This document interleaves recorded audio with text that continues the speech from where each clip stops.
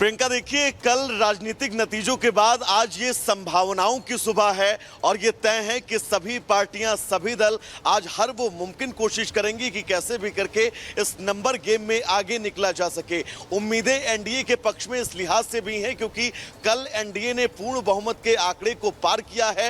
ये जरूर है कि बीजेपी जो है वो ऐसा हुआ कि बीजेपी इस पूर्ण बहुमत के नंबर्स को नहीं छू पाई है। ऐसे में मिली जुली सरकार और जिस पावर में बीजेपी पिछली दो सरकारों में रही है उतनी पावर तो नहीं रहेगी, ये तय है। लेकिन बीजेपी और एनडीए को पूर्ण बहुमत के बीच अब इंडी गठबंधन जो है उसकी आगे की रणनीति क्या होगी, इसके लिए थोड़ा सा इंतजार जरूर करना होगा कि क्या इंडी गठबंधन जो है वो मजबूत विपक्ष के रूप में अपने आप को प्रेजेंट करेगा या फिर वो भी इस राजनीतिक संभावनाओं की सुबह में वो वजह तलाशेगा, वो कोशिश करेगा कि कैसे भी करके वो इस बार नंबर्स के गेम में जो है वो आगे निकल सके। क्योंकि इन गेम में आगे निकलने के लिए उसे टीडीपी के साथ नीतीश कुमार और कुछ अन्य सांसदों का साथ चाहिए, जो फिलहाल होता हुआ बहुत मुश्किल लग रहा है। लेकिन जैसा कि मेरी सहयोगी सुजाता ने कहा कि राजनीति जो है वो संभावनाओं का खेल है, कभी इसमें संभावनाएं खत्म नहीं होती हैं और यही वजह है कि हर शख्स, हर दल ये चाहता है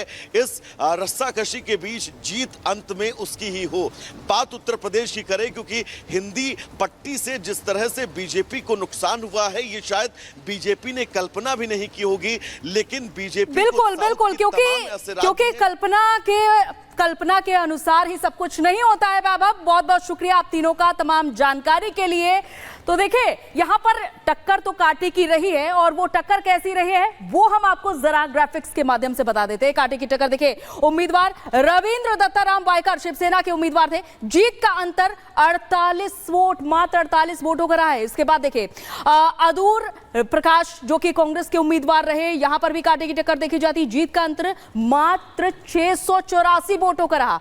इसके बाद देखिए राव राजेंद्र सिंह उम्मीदवार, बीजेपी के उम्मीदवार, जीत का अंतर देखिए 1615 वोटों का अंतर रहा। और यहां पर आगे बीजेपी उम्मीदवार भोजराज नाग, यहां पर जीत का अंतर समझिए 1884 वोटों का अंतर रहा। तो इतने कम वोटों का अंतर यहां पर रहा है उम्मीदवारों के बीच। उम्मीदवार कांग्रेस उम्मीदवार मनीष तिवारी 2004 वोटों का अंतर मात्र यहां पर देखा जा रहा है। इसके अलावा आगे बढ़ते हैं, अजेंद्र सिंह लोधी समाजवादी पार्टी से उम्मीदवार 2629 वोटों का अंतर। तो यह आंकड़ा आप समझ सकते हैं। मोहम्मद हमदुल्ला सईद कांग्रेस उम्मीदवार 2647 वोटों का अंतर यहां पर साफ नजर आ रहा है। इसके अलावा मुकेश राजपूत बीजेपी उम्मीदवार 2678 वोटों का अंतर यहां पर नजर आ रहा है।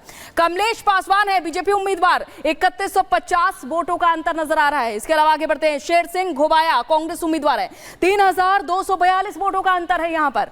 अब ये समझिए यहां पर जीत का अंतर कितना कम रहा है। यहां एक दूसरे को सभी ने टफ फाइट दी है और ये टफ फाइट यहां पर नजर आई है। और देखिए, इसी खबर पर लगातार हमारे सहयोगी अलग अलग जगह बने हुए हैं। लोमस भी हमारे साथ इस खबर पर जुड़ गए हैं। लोमस, क्या हलचल है, किस तरह की ये जानकारी मिल रही है कि अब बिहार से दिल्ली आ रहे हैं नीतीश कुमार, चिराग पासवान, लेकिन उस फ्लाइट में तेजस्वी भी होंगे। लेकिन आज जो एनडीए की बैठक होनी है वो कितने बजे का समय बताया जा रहा है?